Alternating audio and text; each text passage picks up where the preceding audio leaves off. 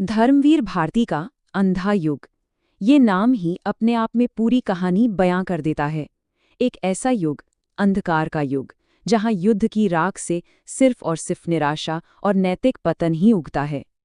तो कहानी शुरू होती है महाभारत के महायुद्ध के ठीक बाद। पर यहाँ कोई जीत का जश्न नहीं है। हम हैं कौरवों के हारे हुए शहर में। एक ऐसा शहर जहाँ हवा में सिर्फ खामोशी और एक बहुत गहरी भारी उदासी है।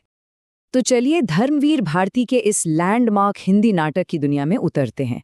हम इसकी शुरुआती सीन्स को समझेंगे, ये जानने के लिए कि युद्ध के बाद का वो घना अंधेरा और निराशा आखिर महसूस कैसे होती थी।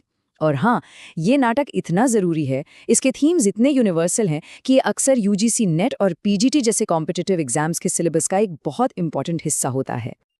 ये कहानी सेट है महाभारत युद्ध के 18वें और आखिरी दिन की शाम को। मतलब युद्ध तो खत्म हो चुका है, पर असली लड़ाई, असली संघर्ष तो अब शुरू होने वाला है। तो कौन है इस त्रासदी के मुख्य किरदार? चलिए मिलते हैं इनसे। सबसे पहले हैं अंधे राजा धृतराष्ट्र।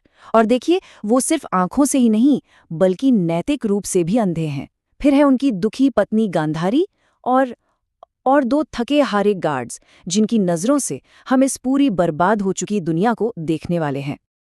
भारती जी की खास बात देखिए, वो हमें सीधे राजा के दरबार में नहीं ले जाते। नहीं, नाटक की शुरुआत होती है दो बहुत ही आम गार्ड्स की कानाफूसी से, और उनकी यही बातचीत उस गहरी निराशा की नींव रखती है जिसने पूरे शहर को, पूरे राज्य को अपनी गिरफ्त में ले लिया है।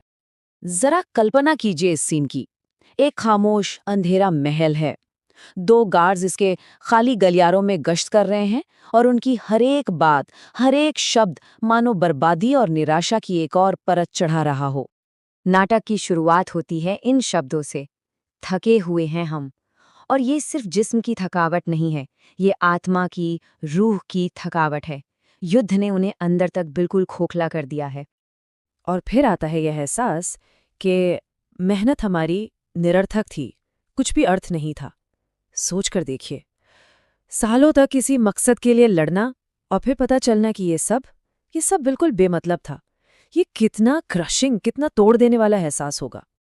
और ये है सबसे चुभने वाली सच्चाई। उन्हें ये एहसास होता है कि वो एक गलित अंग, मर्यादा की रक्षा कर रहे थे। मतलब एक ऐसी इज्जत की, एक ऐसी संस्कृति की जो अंदर से ही सड़ चुकी थी, खोखली हो चुकी थी। वो बस एक झूठ के पहरेदार थे। तो अब इन गार्ड्स के गलियारों से निकलकर हम चलते हैं सीधा शाही दरबार में, उस जगह जहां इस नैतिक पतन की जड़ें हैं। और यहाँ हमारी मुलाकात होती है अंधे राजा धृतराष्ट्र से। पर जैसा मैंने कहा, उनका अंधापन सिर्फ शारीरिक नहीं है, वो अपनी ही बनाई एक टेढ़ी मेढ़ी ट्विस्टेड रियलिटी में जी रहे हैं। एक ऐसी दुनिया जहाँ सच वो नहीं है जो असल में है, बल्कि वो है जो वो चाहते हैं कि सच हो। राजा का फिलॉसफी, उनका दर्शन बहुत ही खतरनाक तरीके से सिंपल था। उनके लिए सच का मतलब था वो जो वो खुद महसूस कर सके। मतलब अगर वो किसी चीज को महसूस नहीं कर सकते तो वो चीज एग्जिस्ट ही नहीं करती। उन्होंने अपनी एक अलग ही दुनिया बना ली थी जो असल दुनिया से बिल्कुल कटी हुई थी। लेकिन तभी सलाहकार विदुर उन्हें असल दुनिया की याद दिलाते हैं। वो उन्हें कृष्ण की चेतावनी याद दिलाते हैं, मर्यादा मत तोड़ो। मर्यादा यानी वो नैतिक सीमाएं, वो मॉरल बाउंड्रीज जो एक समाज को बिखरने से बचाती हैं। और यहीं पर हमें इस नाटक का कोर कॉन्फ्लिक्ट, इसका असली संघर्ष दिखाई देता है। एक तरफ है धृतराष्ट्र का अपना बनाया हुआ सच जो उनके अंधेपन और अपने बेटों के मोह से पैदा हुआ है, और दूसरी तरफ है विदुर का बताया हुआ ऑब्जेक्टिव ट्रूथ जो मर्यादा या नैतिक कानून पर टिका है। ये एक लड़ाई है व्यक्तिगत इच्छा और सार्वभौमिक नियम के बीच की। और जब हम सच और झूठ के इसी संघर्ष में उलझे होते हैं, कहानी में एक नया किरदार आता है। एक ऐसा किरदार जो भाग्य, फ्री विल और जिम्मेदारी जैसे सवालों को और भी ज्यादा गहरा कर देता है। तो क्या हमारा भविष्य पहले से ही लिखा हुआ है? क्या हम सब सिर्फ किस्मत की कठपुतलियां हैं? एक ज्योतिषी का अचानक से आकर कुछ ऐसा कहना हमें इस सदियों पुराने सवाल का एक बहुत ही चौंकाने वाला जवाब देता है। सीन में एक बूढ़ा याचक आता है, पर ये कोई आम भिखारी नहीं, ये वही शाही ज्योतिषी है जिसने कभी बड़े विश्वास के साथ कौरवों की जीत की भविष्यवाणी की थी। लेकिन आज उसकी आंखों में वो विश्वास नहीं, बल्कि एक गहरा कन्फ्यूजन है। और फिर वो एक हैरान कर देने वाली बात कबूल करता है। आज मेरा विज्ञान सब मिथ्या सिद्ध हुआ। उसकी ज्योतिष विद्या, सितारों का ज्ञान, सब कुछ गलत साबित हो गया।